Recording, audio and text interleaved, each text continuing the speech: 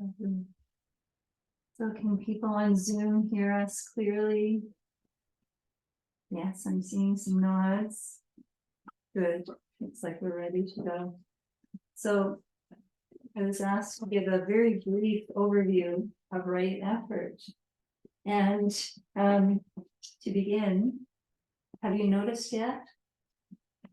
We suffer. Maybe you've noticed. It can be quite something in our lives, a big challenge. And most of us have come to this kind of practice with the hope that we'll stop suffering. And the Buddha says that to develop the Eightfold Path is the way out of suffering.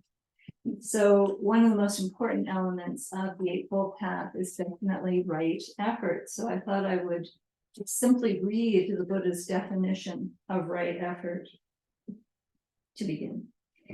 So for the prevention of unwholesome states of mind that have not yet arisen, one generates desire, makes an effort, arouses energy, exerts one's mind, and strives.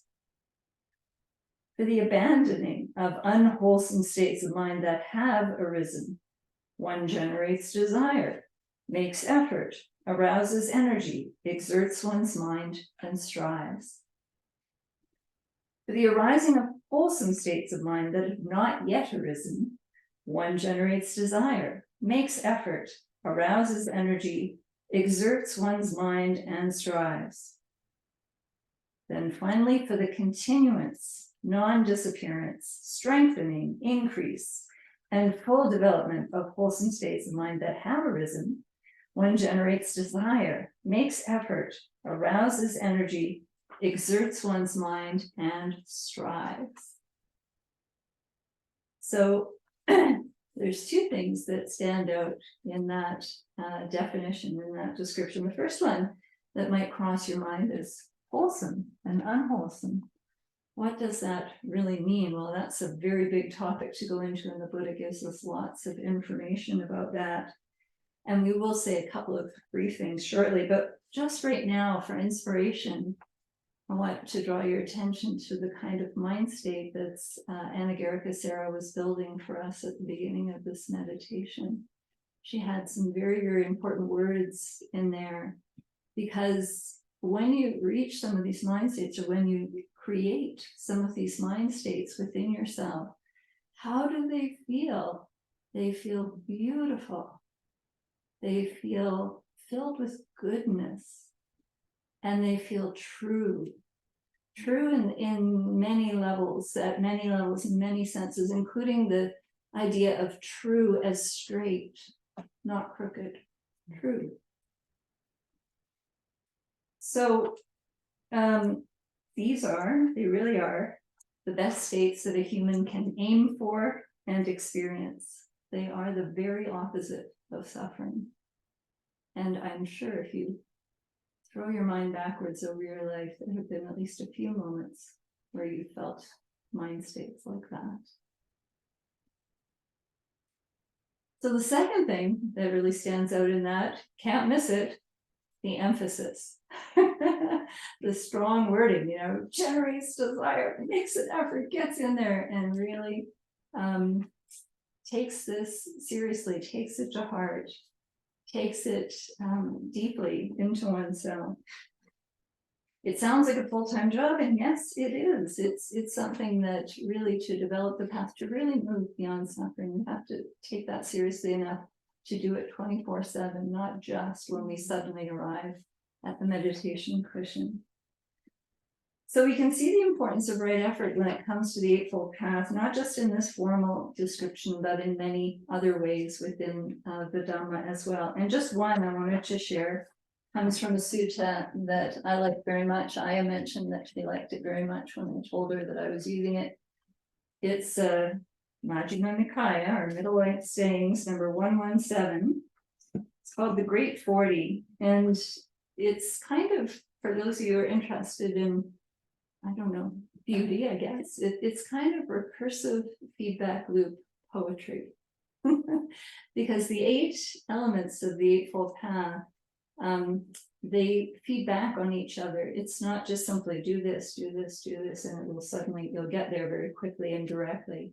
No, it's a whole reiterative process of coming back, rebuilding, moving slowly forward. And if you get really good at it, you start to really shift the mind, you're retraining the mind. And very shortly, we'll be talking about the gradual training, which is another way of implementing the Eightfold Path. And it would be great to say to your mind, hey, just be happy. And it would actually obey you. No such luck. So the Buddha is saying, put out these real efforts in your mind and in your life, and it will start to shift things. And eventually you'll reach tipping points where some understanding, some insight happens. And that will really move that process forward in a big jump. But a lot of it is putting in the pauses, putting in the effort slowly but surely. So this sutta, I'm only going to read a little tiny piece of it.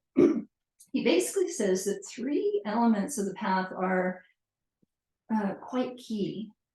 Right view, right effort, and right mindfulness. And right view will be basically taking the idea that I'd like to stop suffering seriously. That's kind of the nutshell of it. And then our effort and our mindfulness begin to work together to implement the path. So he says, for each one of the path factors, he talks about how those 3 things, those 3 elements revolve around the path factors. So he starts, bhikkhus, right view comes first. And how does right view come first? One understands, and sorry, I'm going to just speak one, which is intention, taking the factor of intention. What are our motivations in life? One understands wrong intention is wrong intention, and right intention is right intention. This is one's right view. And what, bhikkhus, is wrong intention? The intention of sense desire, the intention of ill will, and the intention of cruelty. This is wrong intention. And then, of course, he goes on to say what right intention involves, and that is, of course, the opposite of those 3 things. So one makes an effort to abandon wrong intention and to enter upon right intention. This is one's right effort. Mindfully, one abandons wrong intention. Mindfully, one enters upon and abides in right intention. And this is one's right mindfulness. Thus, these 3 states run and circle around right intention. That is, right view, right effort, and right mindfulness. So it's really interesting to notice, because so much of Buddhist teaching is presented as just right mindfulness. Let's just all be very, very mindful. Buddha's very specific about what to put your mindfulness towards, and it's the building of these beautiful mind states and the abandoning of the unbeautiful mind states. So you could say that mindfulness is primarily there to, in our lives, 24/7, do the work of right effort. And that's really will show up in our actions of body, speech, and mind.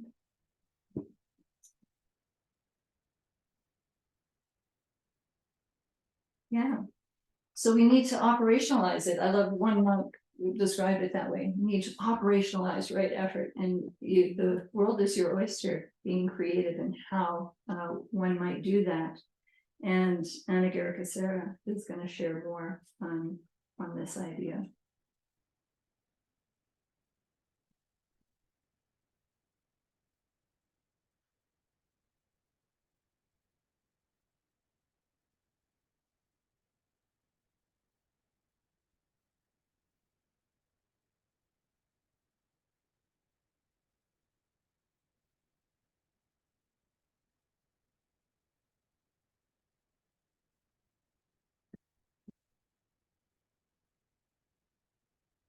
I think in a lot of ways, right effort is the core of the Buddha's teaching. And it's really about changing the way we respond to the events in our lives. And it's something that needs to be done all the time. It's not necessarily easy to do all the time, but it is simple.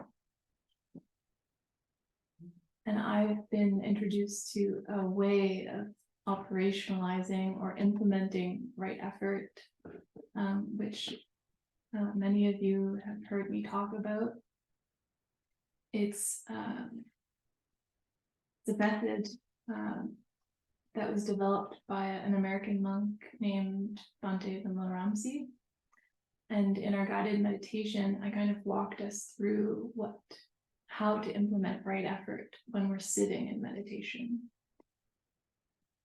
And so inevitably, when the mind is pulled away by any type of distraction, the first step is to recognize that we're no longer with our vehicle of meditation. We're no longer doing what we had intended to do.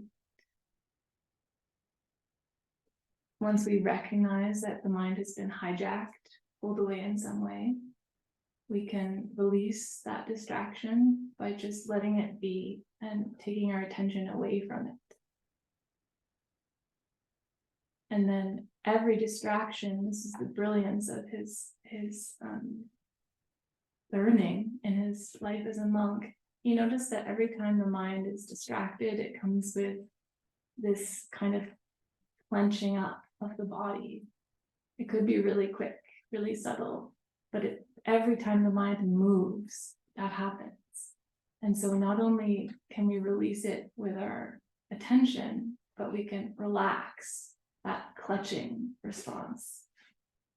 In doing so, we fully drop the hindrance or the obstruction to the meditation. Next, we uplift the mind by smiling, which many people find silly and don't think it's worth doing, but it's the best trick in the book. When I see a meditator smiling, I know they have good meditation because their mind is uplifted. And with that uplifted mind, we can return to our wholesome experience, our vehicle, be it metta or the breath or the body, whatever your vehicle of meditation is. So this is an implementation of right effort because when we recognize that the mind's been distracted, we're automatically preventing further unwholesome states from arising because we've caught it.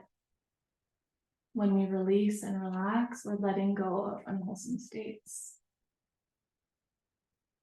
And when we smile, we generate a wholesome state.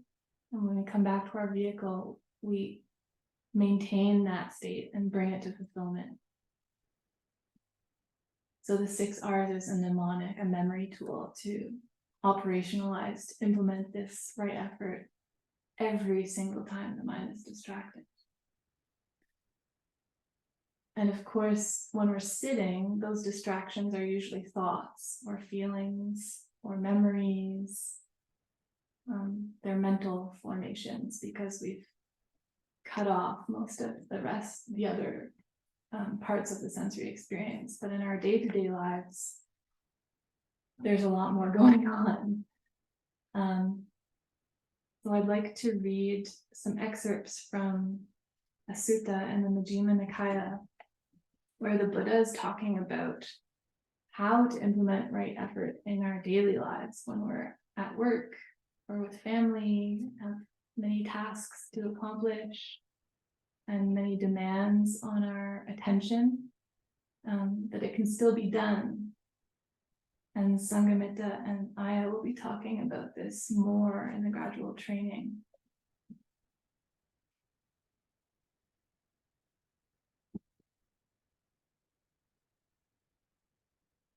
This is the last sutta in the Majjhima Nikaya, number 152, the Indriya Bhavana Sutta.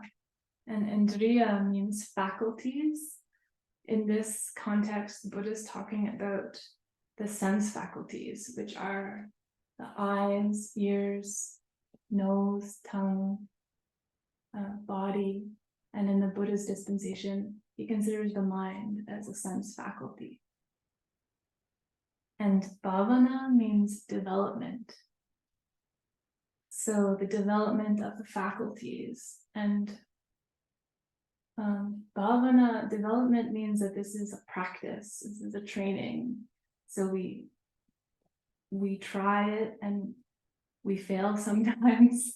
And then when we fail, we get back up and we try again. And over time, when we exercise and implement this advice, the mind starts to change and do it more naturally on its own. So the sutta starts with the pupil of a Brahmin, this young man named Uttara, and he's visiting the Buddha. And the Buddha is questioning him about how his teacher teaches him. He asks Uttara, how does your teacher teach the development of the faculties? And the student Uttara responds to the Buddha,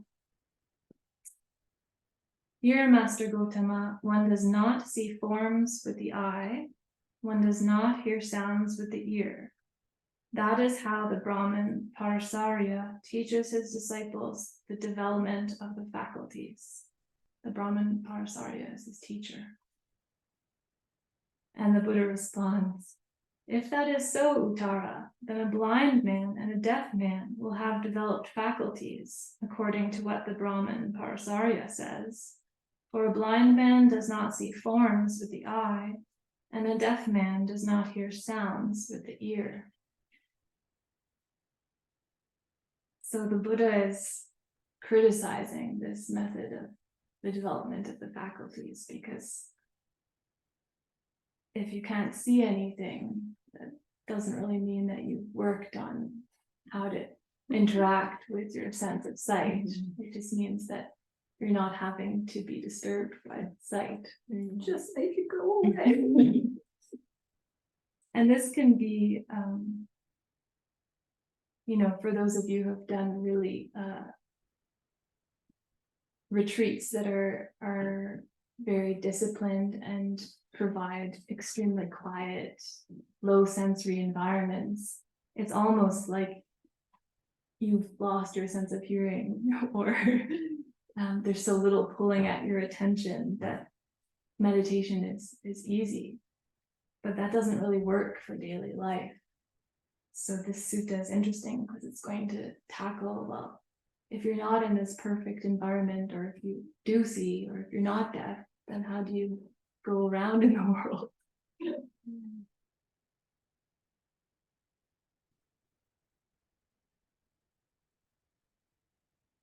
And so the attendant of the Buddha, Ananda, is nearby, and he's part of this conversation. And Ananda asks the Buddha, well, can you describe how the development of the faculties is in your teaching? And the Buddha says, "Now, Ananda, how is there the supreme development of the faculties in the Noble One's discipline? Here, Ananda, when a bhikkhu sees a bhikkhu or a bhikkhuni or a meditator, sees a form with the eye, there arises in him what is agreeable, there arises what is disagreeable, there arises what is both agreeable and disagreeable. He understands thus, there has arisen in me what is agreeable, there has arisen what is disagreeable, there has arisen what is both agreeable and disagreeable, but that is conditioned, gross, dependently arisen. This is peaceful, this is sublime, that is equanimity. The agreeable that arose, the disagreeable that arose, and the both agreeable and disagreeable that arose cease in him, and equanimity is established. Just as a man with good sight, having opened his eyes, might shut them, or having shut his eyes might open them, so too concerning anything at all, the agreeable that arose, the disagreeable that arose, and the both agreeable and disagreeable that arose, cease just as quickly, just as rapidly, just as easily, and equanimity is established. This is called in the Noble One's discipline, the supreme development of the faculties regarding forms cognizable by the eye. So what does this mean? It means that when we're going about in the world and we have a sensory experience, we see something, we hear something, we taste or touch something, we think something, there's going to be feeling that arises after that contact of our sensory organ with that sight or that sound. There's going to be a feeling, and the Buddha is saying it's either going to be agreeable, disagreeable, or neutral. And so how do we respond to that feeling?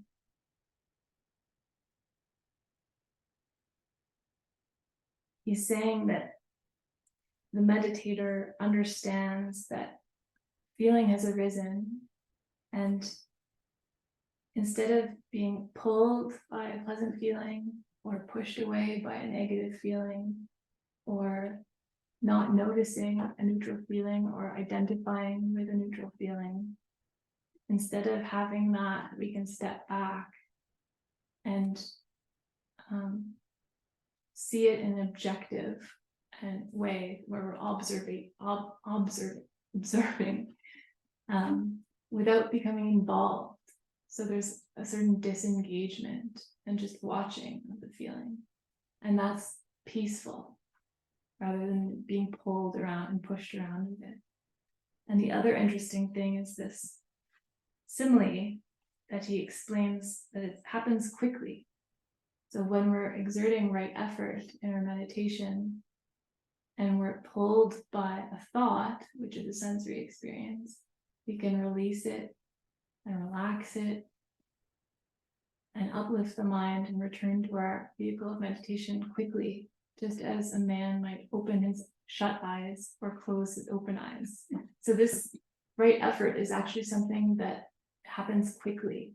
We're not watching our thoughts over and over and over again and being engrossed and captivated by the stories and trying to find their causes. No, like a man would open or shut his eyes simply, quickly, we can let it go and uplift the mind. And so I'll just read two of the other similes that kind of illustrate the simplicity and the quickness of this operation that are quite beautiful. The Buddha says, just as raindrops on a slightly sloping lotus leaf roll off and do not remain there, so too concerning anything at all, the agreeable that arose, the disagreeable that arose, and both the agreeable and disagreeable that arose cease just as quickly, just as rapidly, just as easily, and equanimity is established. This is called in the Noble One's discipline the supreme development of the faculties regarding odors cognizable by the nose.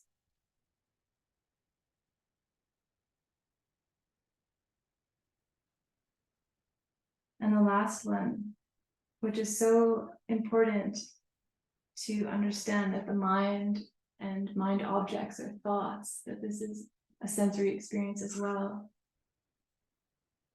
He says again, Ananda, when a bhikkhu cognizes a mind object with the mind, there arises in him what is agreeable.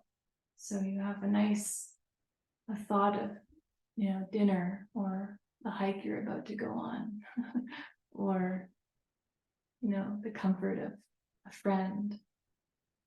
Or there arises what is disagreeable, conflict, a thought of conflict in your day, or some interaction that you weren't happy with. There arises what is both agreeable and disagreeable. So maybe it's neither pulling you or pushing you away, but there's still this sense of, I'm experiencing this nothing much happening. He understands there has arisen what is agreeable, what is disagreeable, or both. So one understands that there's this feeling. but that is conditioned, gross, dependently arisen. So we let it go and uplift the mind, and then find this is peaceful, this is sublime, that is equanimity, this objective, disengaged, stepping back from our experience. Just as if a man were to let 2 or 3 drops of water fall onto an iron plate heated for a whole day, the falling of the drops might be slow. So that's our mindfulness might be slow to kick in, to realize that we're reacting. But they would quickly vaporize and vanish. So too, concerning anything at all, the agreeable that arose, the disagreeable that arose, and the both agreeable and disagreeable that arose, cease just as quickly, just as rapidly, just as easily, and equanimity is established. So mindfulness might be slow to kick in, but when that drop hits that iron plate that's been heated all day, the unwholesome vaporizes. So I hope these similes are of benefit to you, and I hope they illustrate how we can do this in our daily lives with interactions and experiences, not just in our meditation, so that when it comes time to sit, we haven't collected all of this garbage that's going to come out, and we can just sit and collect the mind more quickly and easily. So we have some time for comments or questions on Zoom or in the room if anyone has any.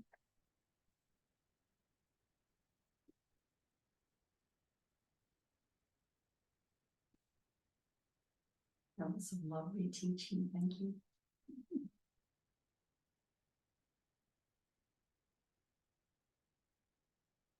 How do you feel?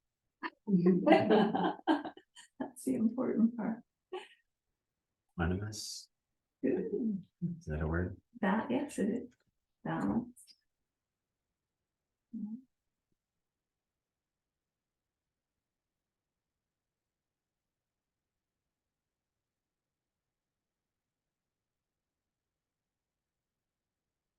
I do have a question. Oh, yes, Oh, yeah, Ellen first and then Lisa. oh, sorry. I missed.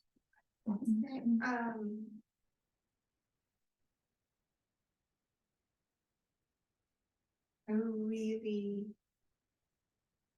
love these similes for things that are disagreeable, and where I find it a little bit confusing is when it comes to things that are agreeable and wholesome and that you don't necessarily want to be disengaged from.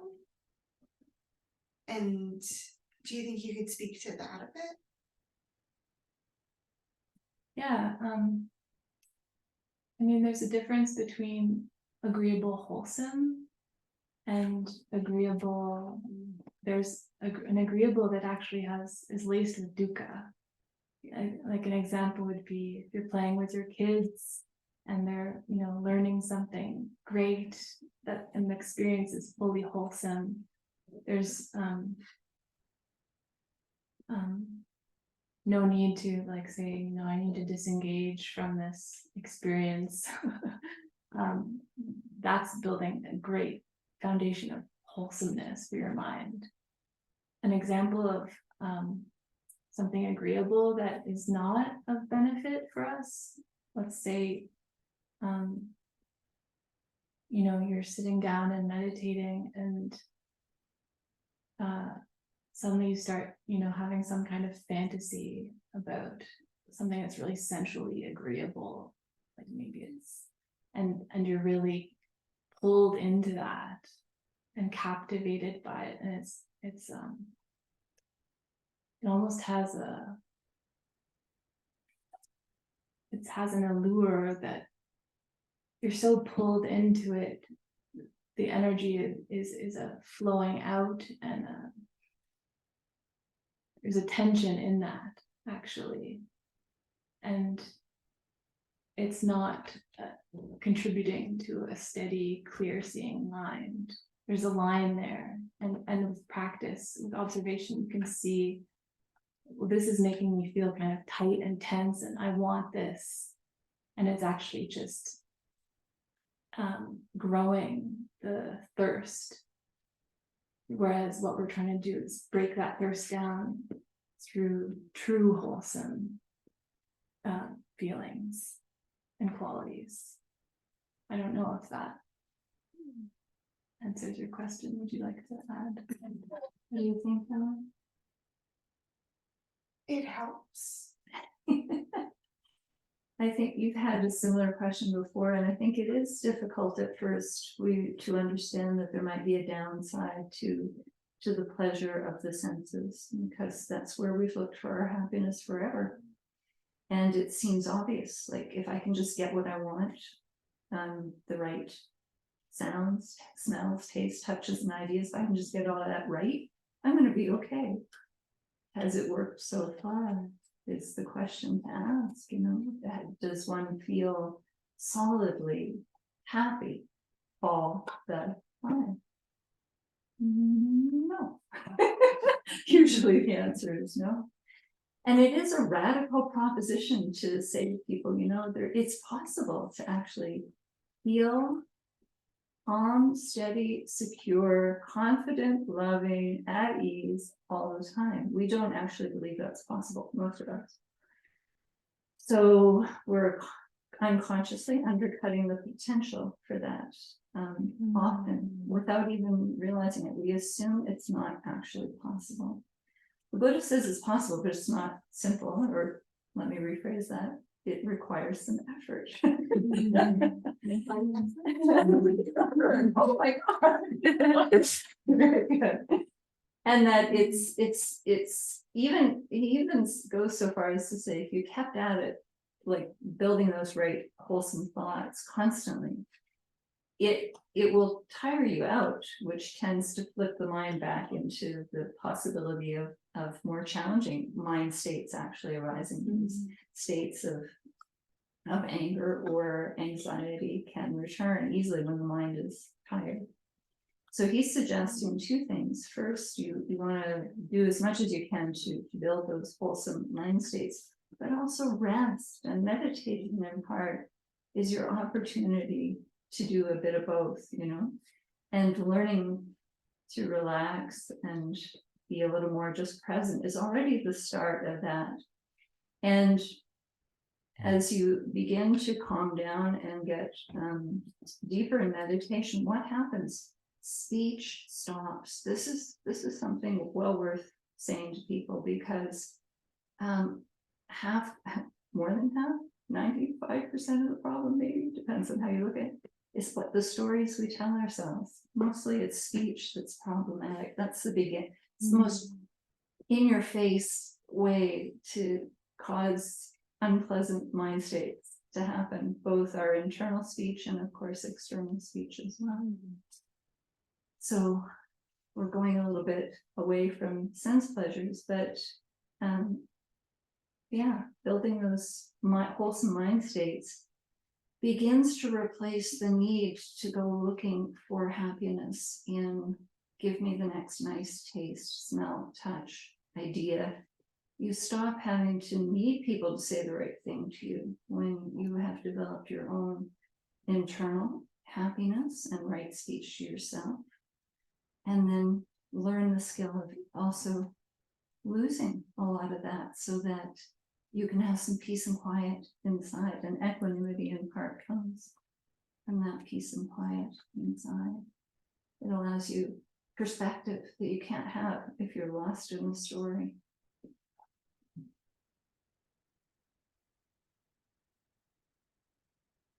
Lisa, did you have a question? You actually answered my question with your second example to Ellen. My question was just wanting to know if I understood that when we are, if we're in meditation and we're being distracted, or maybe out in the world and having certain thoughts or cravings or you know, something has sort of taken us sort of away. There seems that this notion that there will be like a tensing of the body, like an actual physical tensing, and that by, I guess, tuning into that when it happens, that can be a cue to release that distraction by first actually releasing or relaxing the body. So, Yes. Yeah. It's interesting. Yeah. Well, interesting in that it's something new to pay attention to, I think, for me. Yeah. Yeah, it's a very clear way to recognize tanha, this craving, this pushing and pulling. So we're trying to break down through this teaching, basically, is just having this objective, disengaged perspective we develop a taste for it because it's peaceful and it's stable. But it is that kind of visceral recognizing the bodily tension is an amazing way to break that down, because it keeps us out of the verbal formations, what Bodhipala was talking about, which can go haywire, like mental proliferation. And especially with formal meditation, we want to be leaving those words and ideas behind in order to discover what meditation can be like. Yeah. Thank you. Does anyone on Zoom have any questions or comments?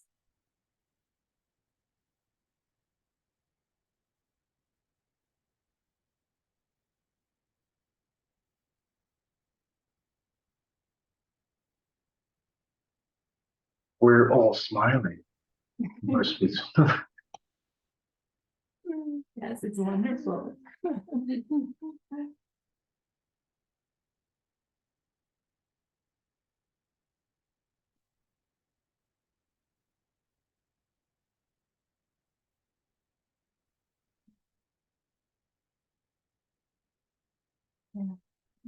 Maybe the last thing I'll just gently say, it's really, I found it interesting to finally become clear that it's where I'm putting my attention that matters. Where am I putting my attention? Because every experience that we have has both good and bad in it. And it's a choice. There's more choice there than we realize. There's a choice to move towards seeing it, reframing it, and allowing ourselves to feel good and feel uplifted and kind. And if the problem is greed, hatred, and delusion, as the Buddha defined it, then the answer, and this is not from me, this is from many other teachers, the answer is kindness, generosity, and clarity. And we're talking a lot about those things. The clarity that comes from being able to step away is very important. And then what is the happiness? I'm kind, I'm a good person. That's worth more than anything. The next pizza. Barry, any last thoughts? I'll just say something. Yeah, sure. Well, I think the word noticing, like when you're talking about your practice, and it's the noticing, and I already talked about compassion and noticing. And once that starts triggering, that's when the changes can start happening. But it's confusing, you know, if you're a young mother, you have a job in the community, you want to be on the Buddhist path, but you don't understand how the love that you give to your children can reflect back, because you think it's nourishing one of your sense desires in a positive way, but not understanding wholesome and unwholesome can make you think that you're being told you can't feel those feelings, when, you know, in a sense, nothing could be further from the truth, because the greatest thing you can do as a mother is to raise your children with love, and hopefully they'll be happy, which is your outcome, your hope for them. So it's kind of finding that balancing, understand where the balance is coming. You're not being asked not to be the mother that's loving, you're kind, you're not being asked not to be the person in the community has a job. That's reality of all our lives, you know, everyone's sitting on the side of the podium, we're out there in the real world, and it's difficult to find that balance, but. I think, you know, it's the same with getting your mind in touch with your heart as well. And when you start learning that, then it just starts unfolding and making a lot of sense.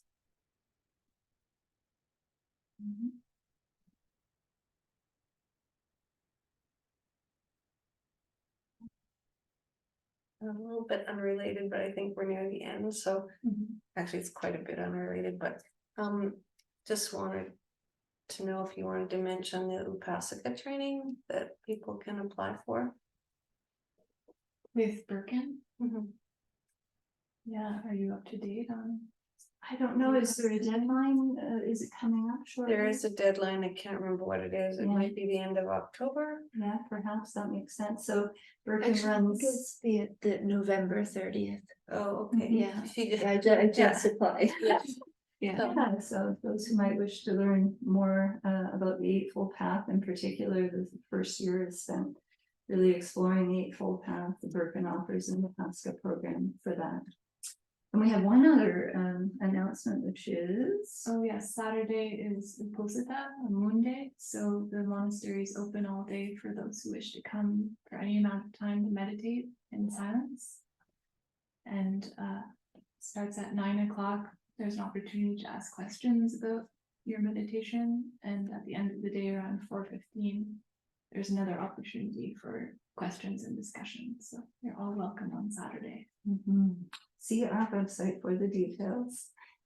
And we've arrived at just after 8:30, so tonight we're gonna finish up with the sharing of merits and use the wording or listen to the wording that comes from the tradition that Sarah has learned the most from. And it's a lovely sharing of merit with all beings.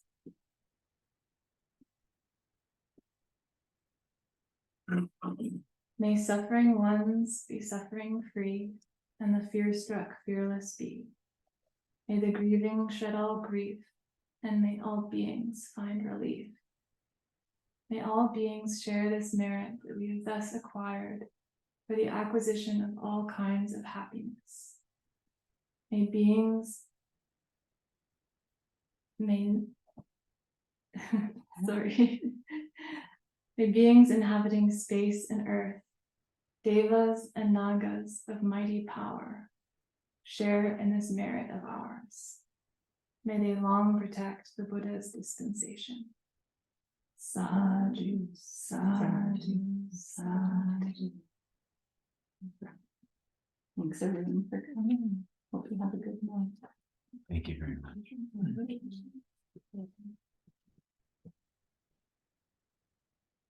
And the recording, bye bye, soon people.